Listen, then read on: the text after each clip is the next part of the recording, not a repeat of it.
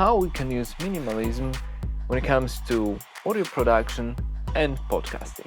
I'm sure you had that before when you get excited about something, be it a new interest, new hobby, then you start learning a little bit about it, you get into it, it's cool and exciting, it's new, and then you realize there's layers to it. It goes much deeper than you initially thought and much more complicated. There's just so much stuff to learn and buy. Let's take cycling as an example, right? So you get into cycling. You could go out and buy a second-hand bike and then just cycle. But then you start reading about the latest bicycles and the Lycra clothing and some GPS tracking gear that sort of need and want to buy into new gear all the time. And it could be anything. It could be photography, it could be music, it could be audio. It's very easy to go overboard and then buy into the latest software and tools and bells and whistles and so on. I remember when I was still studying, everyone wanted to have all the plugins to just use them. At that time, most of the students were using cracked plugins, so pirated stuff. Now my take on it is a little bit controversial, so I say when you're learning, when you don't have the money, all right, use it to learn it. Once you start making something with it, then buy it, support the business. Although I don't think it's much of a problem now that it was before, because you've got all these free plugins and software, you get light versions, you get demos, you get trials.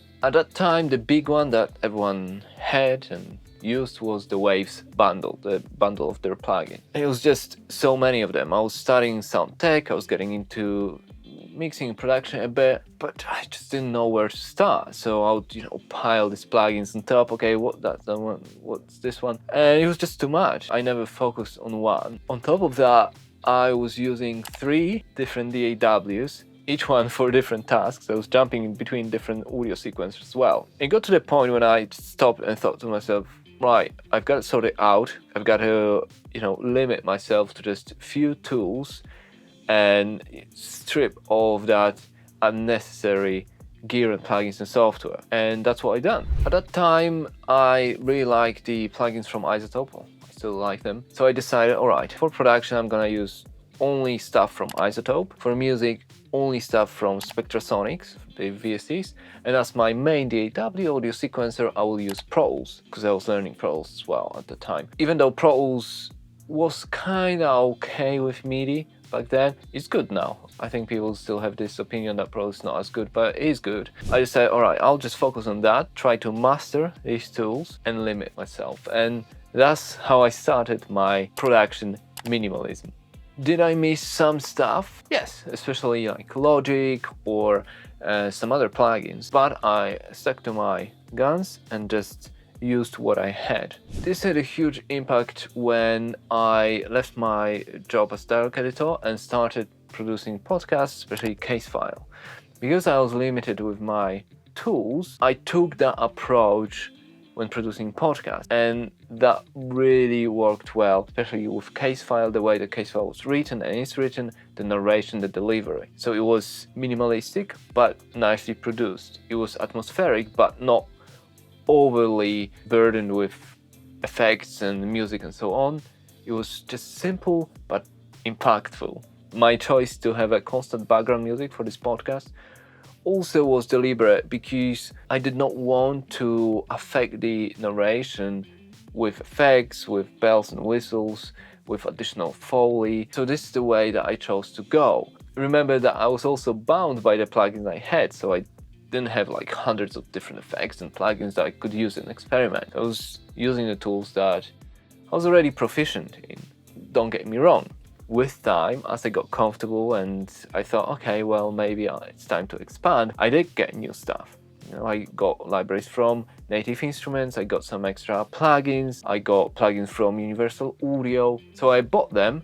It wasn't an impulse buy. It wasn't just because I wanted it, emotional. It was deliberate and purposeful. I knew what I wanted and what role will play in my production workflow. Now, I'm not saying that the over-the-top production would not work or it doesn't work. It does, and it has its place.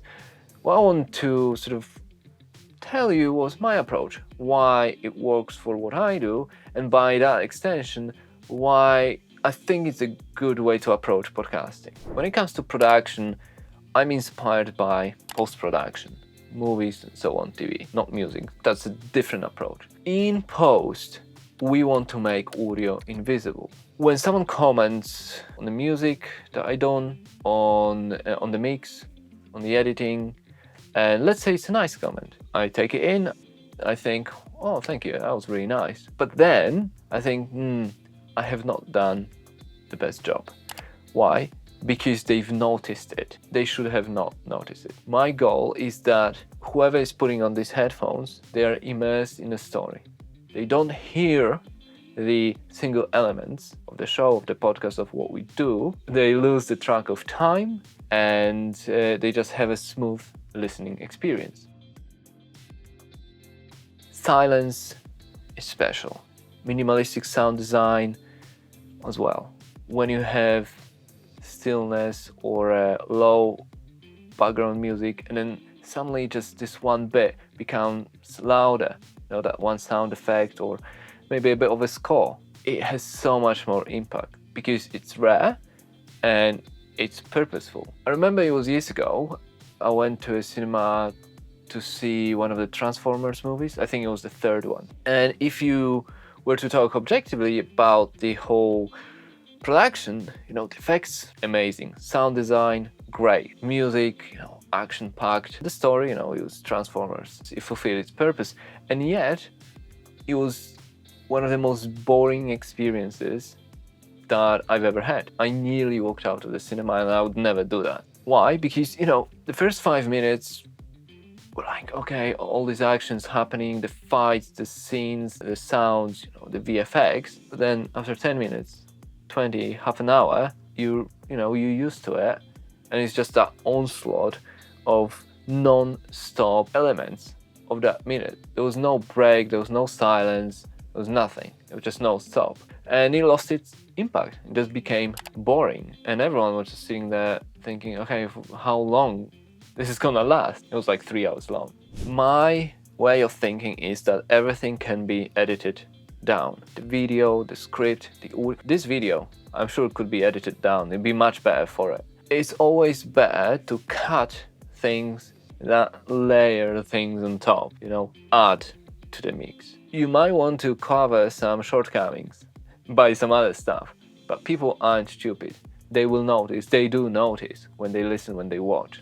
Half the tools that we use, in my view, are unnecessary and we could just get rid of them and cut things down. I do it all the time. I know how difficult it is. Every time I write a little bit of score and I think, wow, this is so good. Now I've got that urge when I'm mixing the score with the podcast, let's push that volume automation a little bit up so that people can hear what a genius I am.